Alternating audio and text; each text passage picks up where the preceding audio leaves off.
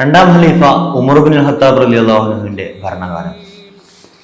ഇക്കാലത്താണ് മുസ്ലിം സമുദായത്തിന് ബൈത്തുൽ മുഖദ്ദസ് സ്വമേധ കീഴ്പ്പെടുന്നത്. ബൈത്തുൽ മുഖദ്ദസിന്റെ താക്കോൽ സ്വീകരിക്കുവാനായി അമീറുൽ മുഅ്മിനീൻ മദീനയിൽ നിന്നും ഷാമിലേക്ക് പുറപ്പെടുന്നു. അങ്ങകലെ ഫലസ്തീനിൽ അമീറുൽ മുഅ്മിനീന്റെ വരവും കാത്ത് ക്രിസ്തീയ മത പുരോഹിതരും ജൂത പണ്ഡിതരും മുസ്ലിം സമുദായാംഗങ്ങളുമെല്ലാം അക്ഷമരായി കാത്തു നിൽക്കുന്നുണ്ടായിരുന്നു. ഈ കാത്തു നിൽക്കുന്നവർക്കിടയിലേക്ക് ദൂരെ നിന്നും ഒരു ഒട്ടകം പ്രത്യക്ഷപ്പെടുന്നുണ്ട്. ആ ഒട്ടകത്തെ ചൂണ്ടിക്കൊണ്ട് അവിടെ ഉണ്ടായിരുന്ന ഒരു റോമൻ പാത്രിയാർക്കീസ് മുസ്ലിം സമുദായത്തോട് ചോദിക്കുന്നുണ്ട്, ആ ഒട്ടകത്തിന്റെ പുറത്തിരുന്ന് വരുന്ന ആളായിരിക്കും അല്ലേ നിങ്ങളുടെ ഖലീഫ?